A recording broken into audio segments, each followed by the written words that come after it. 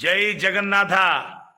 జగన్నాథ స్వామి వారి దశావతారాల్లో భాగంగా ఈరోజు మత్స్యావతారంలో జగత్తుకు నాథుడైన జగన్నాథ స్వామి వారు దర్శన భాగ్యాన్ని అనుగ్రహిస్తూ ఉన్నారు.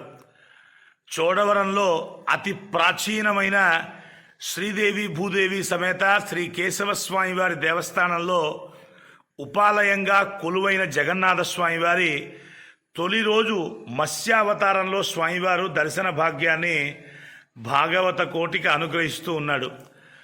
వేదాన్ని అపహరించినటువంటి దానవుల్ని సంహరించి జ్ఞానాన్ని ప్రసాదించేటటువంటి రూపం.